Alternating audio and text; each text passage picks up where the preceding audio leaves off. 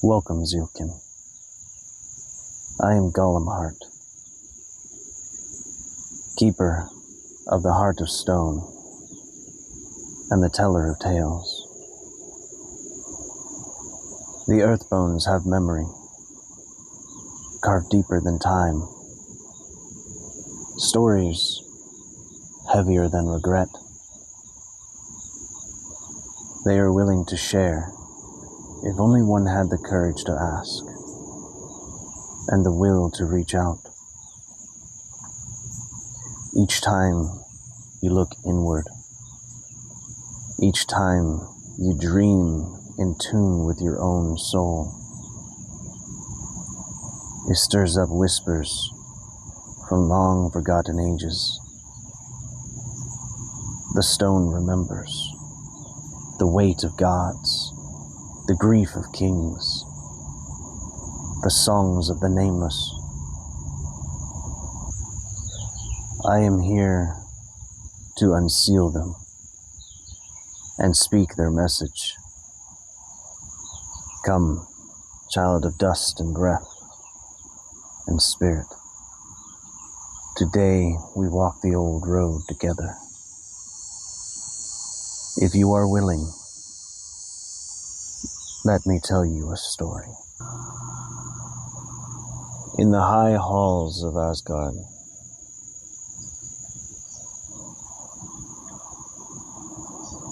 there lived Baldr, son of Odin and Frigg.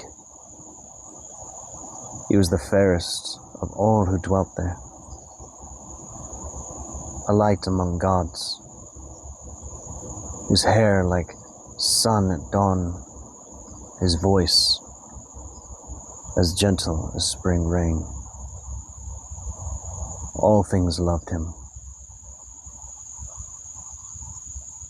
The trees would not harm him. The stone would not break him. And the beasts would not bite him. His laughter, a blessing. His presence, peace.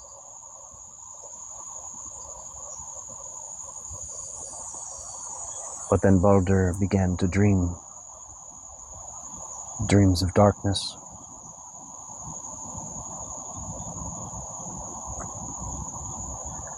Dreams of cold hands and shadowed halls, of his own death. Frigg, his mother, feared what the dreams foretold. She went to all things, every beast, every tree, every metal, every stone, and every sickness. And from each, she took an oath. They would never harm Baldr.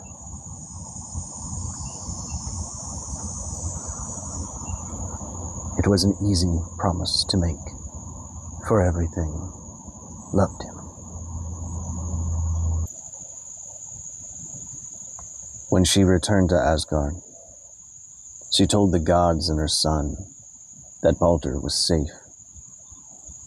safe from all things, all but one. She thought mistletoe, one of the newest things in creation, too harmless and too young to swear an oath. The gods, now certain of Baldr's immortality, they made a game of it. They hurled stones at him, and the stones fell harmlessly aside. They struck him with blades. The blades turned away. They threw spears, but the spears would not pierce. They all laughed. It was joy that the one they loved the most would never leave them. would never die. All joined in this reveille. All joined in this, save but one. Loki, whose mind was quick and restless. Loki, who wandered the worlds in many forms. He went into Midgard and found the mistletoe and shaped it into a slender dart.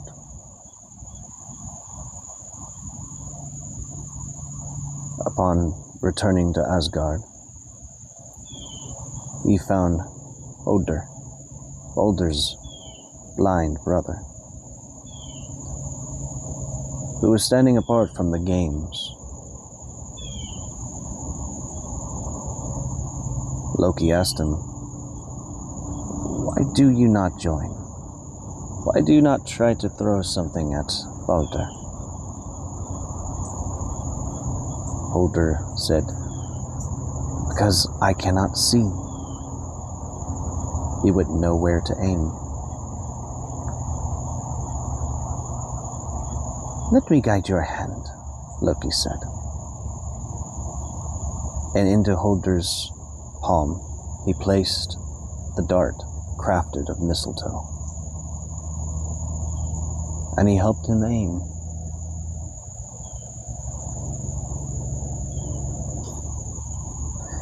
When he threw the dart flew true. It struck Baldr in the heart.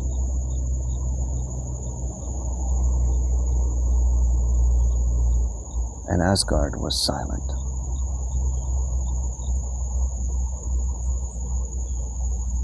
The gods wept. Frigg begged for one among them to ride into the land of the dead and ransom her son.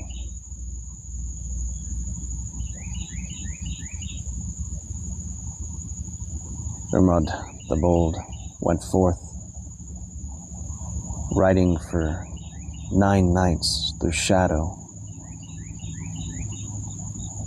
and over the river until he came to Hel.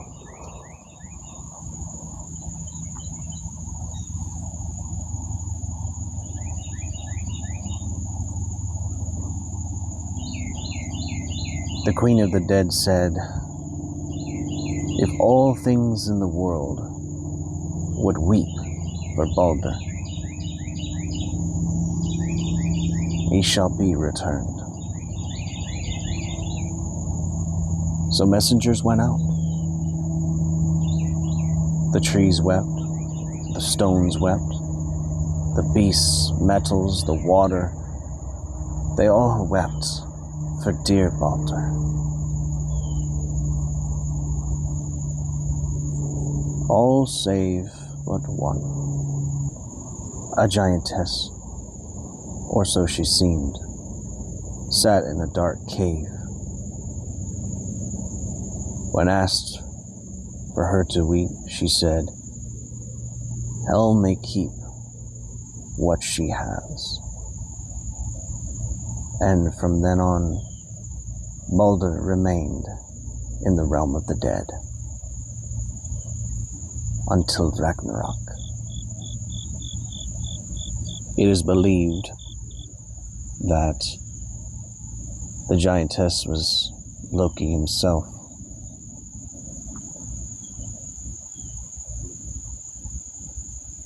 Choosing to damn the world for the lack of Baldr. Baldr's tale is a tale of beauty in the world. This world where nothing perfect ever lasts. He was not slain by strength, nor by the forces we fear. He was slain by that which was overlooked. Frigg asks for the oaths from all things, all but one. and is the one thing we ignore that undoes us. Mistletoe, a thing small, living quietly in the branches of others, was the end of the brightest one. It teaches us light can be felled by shadows, so slight that we barely see them. The greatest threats are not always loud, nor sharp, nor great in size. And see too the hand that struck him, Baldr, blind, innocent, guided by the will of another.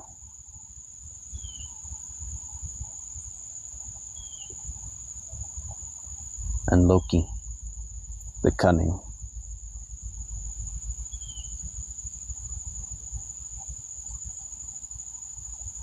is the restlessness in every heart, the part of us that watches joy and wonders what lie beyond it, and whether it can be broken. Hell's decree was just.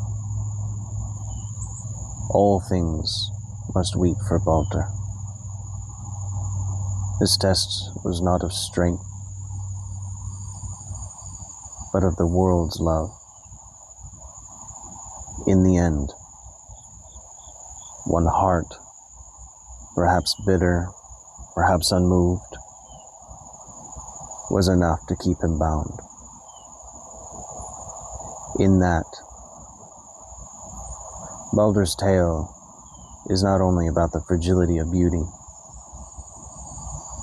but the truth that perfection belongs not to this living world. It is a visitor, a guest that cannot stay. So remember, Baldr, not to shield ourselves from loss, for loss will find us regardless.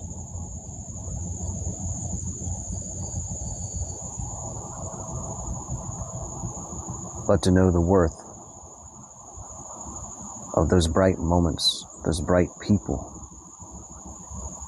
while they can walk among us. The tale is told, yet it does not end. It lingers, carved into the very marrow of this world. You carry it as I have carried it. When you breathe, the stone breathes with you. When you remember, so too the stone remembers. Until next time, Zealkin, I am Golemheart, keeper of the heart of stone, and the stone speaks on.